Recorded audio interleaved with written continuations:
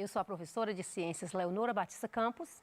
Estou com você hoje para mais uma aula de Ciências e o tema de hoje, o tema da nossa aula é impactos ambientais por fenômenos naturais. E eu espero que com essa aula de hoje você venha compreender, conhecer os impactos ambientais por fenômenos naturais, diferenciar os impactos ambientais naturais e os provocados pela ação humana, identificar as causas e consequências desses impactos para o meio ambiente e também reconhecer ações responsáveis que irão diminuir esses impactos ambientais. E hoje eu quero te perguntar, o que é impacto ambiental? O que você sabe sobre esse assunto? Então, o impacto ambiental é qualquer alteração significativa que ocorre no ambiente, podendo ser provocada pela ação humana ou até mesmo por fenômenos naturais. Então, nesse caso, você está diante de um impacto ambiental. E eu quero te perguntar, você conhece algum impacto ambiental que ocorreu aí na sua cidade? Você viu em algum noticiário falando, na própria internet, falando de algum impacto ambiental que ocorreu aqui no nosso estado, até mesmo no nosso país? É sobre esse assunto que a gente vai falar. Você que é aluno aí de Brumadinho, de Mariana, professor das escolas, você pai que pertence a essas cidades, você sabe do que eu estou falando. Porque nós recentemente tivemos aí dois impactos ambientais que trouxeram impactos tão grandes que a gente até fala que é um desastre ambiental. Então, esses desastres, esses impactos ocorrem pela ação humana. Mas como esse assunto é da próxima aula, hoje o nosso foco é falar sobre impactos ambientais provocados por fenômenos naturais. Vamos conhecer sobre esses impactos?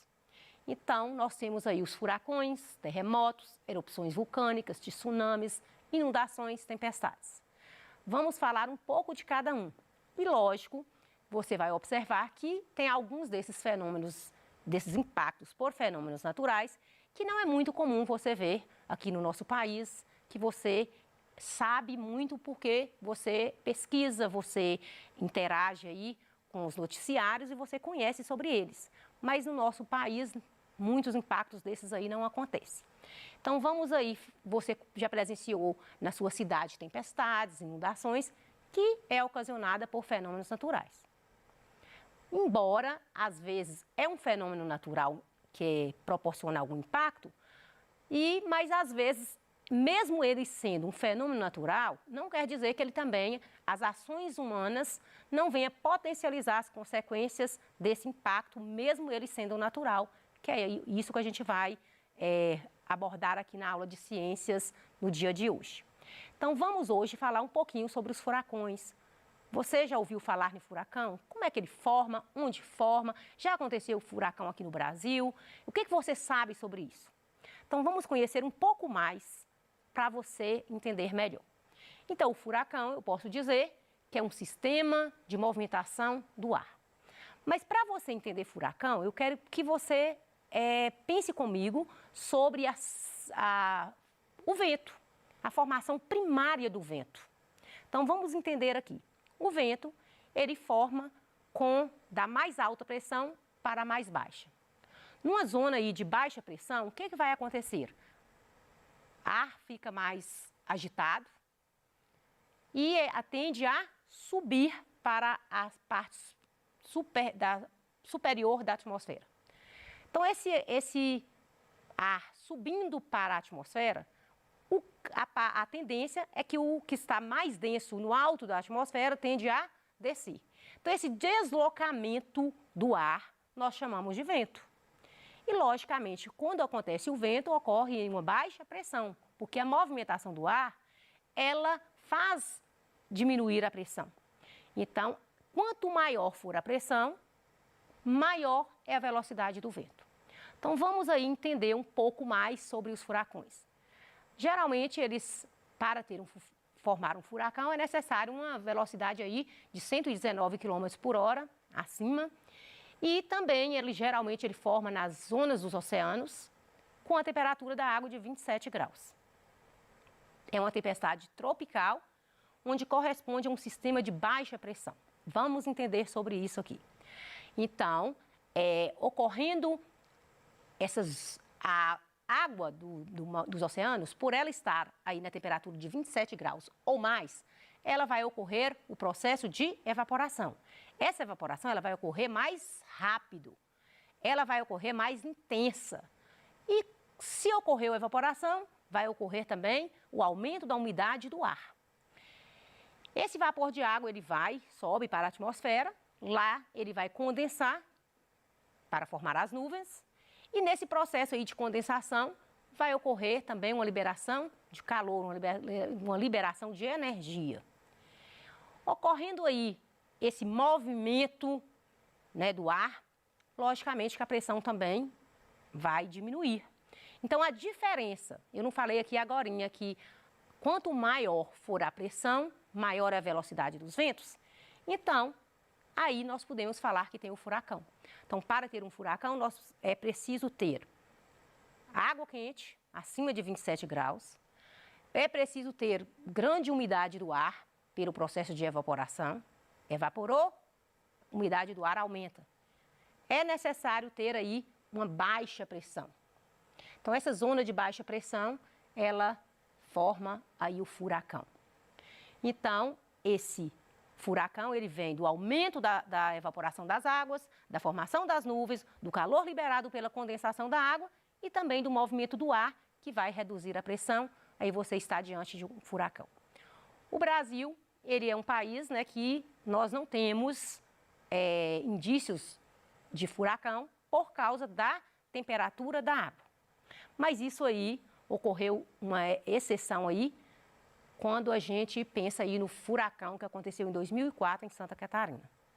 Então, o que aconteceu com como é que formou esse furacão? Então, esse furacão em Santa Catarina ocorreu pelo aumento da água dos oceanos, que passou pelo processo de evaporação, umidade do ar, condensação da água, zona de baixa pressão, ocorreu aí o furacão aqui no Brasil, que foi uma surpresa para todos nós, porque as nossas águas não apresentam essa temperatura que é propício para que ocorra um furacão. Então, o furacão ele precisa de águas quentes, que comum em regiões tropicais.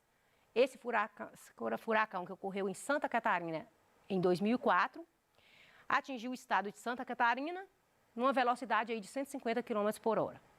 E também, esses furacões, eles são monitorados por satélites meteorológicos que vão controlar aí a formação da temperatura, a formação do furacão, vai controlar aí a temperatura, a velocidade dos ventos, a direção do vento, e aí pode dizer que você está diante de um fenômeno natural chamado furacão.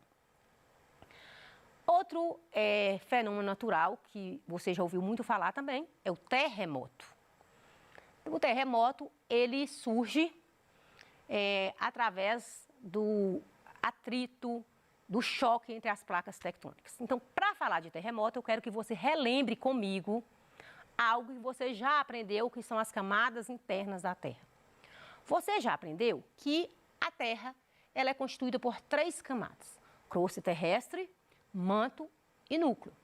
Você já sabe que a crosta terrestre, essa parte sólida, formada por gigantescas placas, que a gente chama de placas tectônicas. Essas placas tectônicas, elas são próximas ao manto, que é esse que constitui o magma, que é aquela substância pastosa com alta temperatura, elevada pressão. Você já estudou sobre isso e você já sabe. Então, vamos relembrar aqui.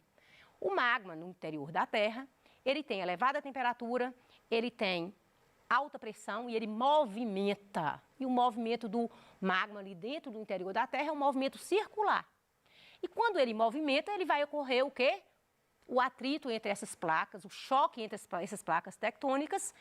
E com isso, elas afastam um pouco esse magma que está ali, substância pastosa, ele tende a sair. E quando ele sai, a gente vai falar que é erupção vulcânica.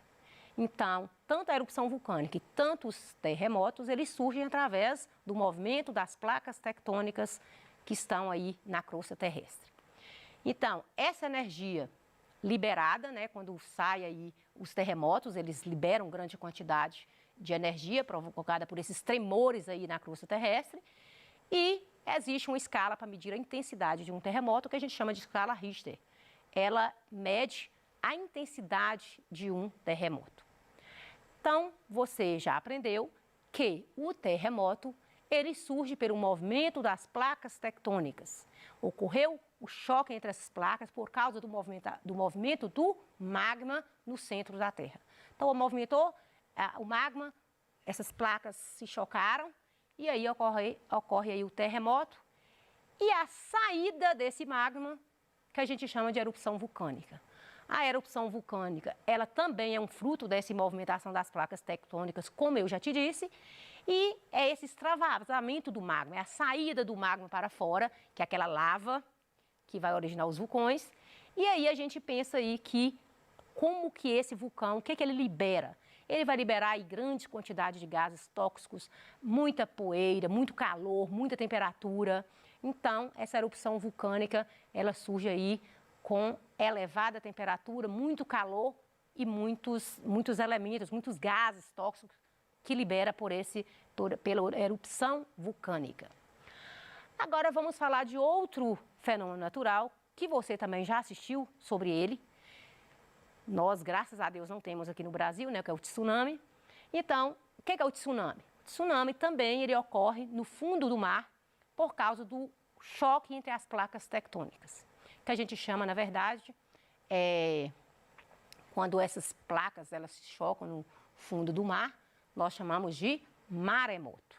Então, acontece o choque dessas placas, entre essas placas, vai ocorrer um movimento maior da água. Essa água movimenta, ela chega aí às ondas, numa altura aí de 30 metros. A gente pode dizer que quando ocorre esse choque entre essas placas tectônicas no fundo do mar, esse é como se viesse uma força muito grande de baixo para cima, elevasse essa água, ocorresse um movimento maior entre essa água, e aí vai ocorrer ondas gigantes, que a gente geralmente fala, né, que os tsunamis são grandes ondas provocadas por terremotos. Então, essas ondas, elas podem atingir aí 30 metros de altura, pode chegar numa distância aí de 10, 100, 500 quilômetros. Então, vocês têm ideia daí de como que o tsunami, a consequência aí desse fenômeno para o ambiente. Então, essa força, como eu falei, ela vem de baixo para cima, onde ela vai elevar a onda, e é um fator imprevisível. Nós ainda não temos, né, com a tecnologia que a gente tem, de como prever um tsunami aí há mais tempo. Então, você tem aí as probabilidades de ocorrência, mas não tem, assim, aquele momento exato que vai acontecer. A formação de um tsunami, ele vem pelas atividades tectônicas, né, que é o principal fator, que é o choque, que é o atrito entre essas placas. Essa energia liberada, ela vai movimentar as águas, que se propaga aí, como eu já falei, numa distância de 10, né, até 500 quilômetros em alto mar. E essa formação dessas ondas gigantes, pelo fato da que a gente fala da altura dela, que é muito alta, e a grande velocidade que vem aí, que ela movimenta essas águas. E quando ela chega aí na parte do litoral, ela causa aí grandes danos, grandes inundações, grande destruição. Nós sabemos, já falei para vocês como é que forma o tsunami, que é pelo movimento das placas tectônicas e que nós não temos ainda como prever quando e onde vai acontecer. As tempestades, ela ocorre, também é um fenômeno natural, mas embora as tempestades sejam um fenômeno natural, isso não indica que o homem não tenha participação com as suas ações. Por quê?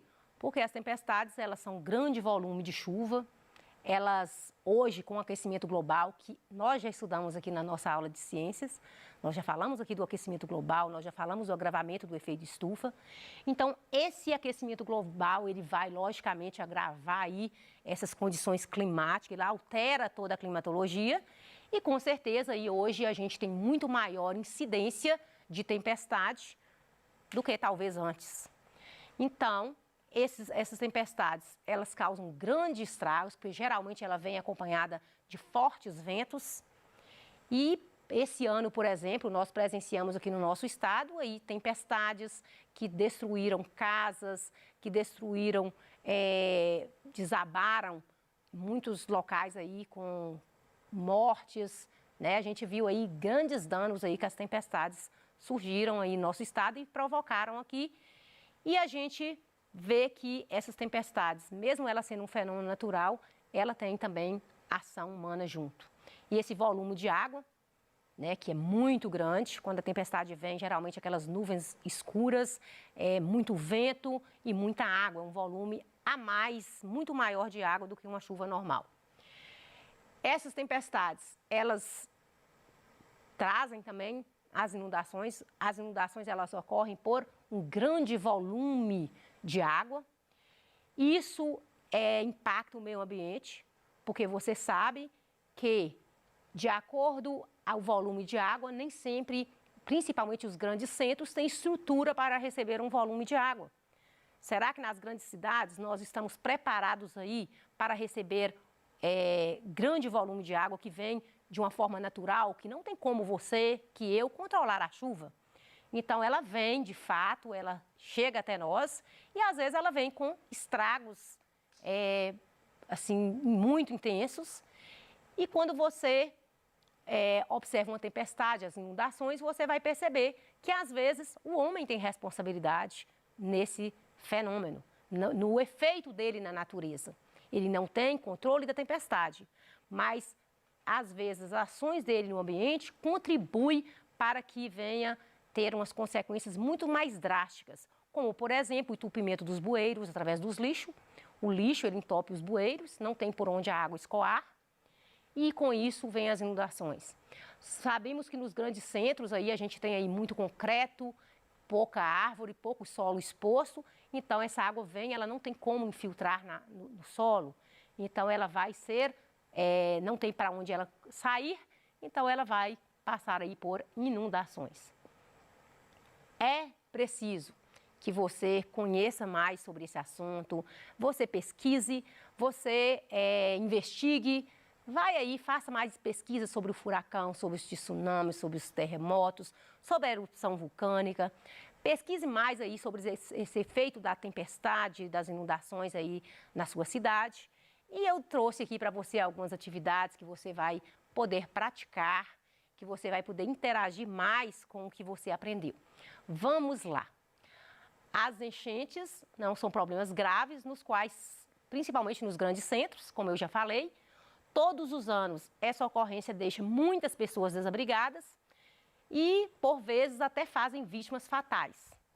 As alternativas abaixo citam possíveis medidas para combater e evitar tragédias decorrentes das enchentes. Aí você vai escolher a que não condiz. Não vou responder essa questão. Você vai pesquisar, você vai interagir e você vai resolver essa questão aí, que você vai saber essas enchentes, as causas, as consequências que ela traz aí para a sua cidade, para o nosso estado, para o nosso país. Então, fique ligado e pesquise aí para você tirar a sua dúvida. Ainda trouxe outro desafio aqui para você, que é qual das alternativas a seguir não corresponde a um fator contribuinte para a formação de um furacão. Lembra o que nós falamos aqui? Quais os fatores essenciais para ter um furacão? O que é necessário, a presença de um furacão, ela se dá a quais os fatores? Lembra que nós falamos aqui da umidade do ar, da água quente, falamos aqui da baixa pressão? Então, pesquise aí e está aí esse desafio para você. Sobre os furacões, assinale a alternativa incorreta. Então, sobre os furacões, o que você aprendeu? O furacão, ele acontece aqui no Brasil? Já aconteceu algum? Nós falamos que não é comum, mas aconteceu o primeiro furacão em Santa Catarina, em 2004. Falamos aqui que o furacão ocorre pela velocidade, é a velocidade do vento que ocasiona pela diferença entre a pressão. Quanto mais alta a pressão, mais alta é a velocidade dos ventos, maior é a velocidade dos ventos. Tratamos isso aqui também. Então, Temos outra aqui que eu deixei para você sobre os tsunamis, que nós acabamos de falar. E aí você vai ver qual o tsunami, quais as consequências que ele traz, né, para um determinado lugar, onde que ele forma, você já aprendeu aqui hoje. Eu espero que você tenha gostado da aula, que você tenha aprendido e até a nossa próxima aula. Te aguardo e te espero.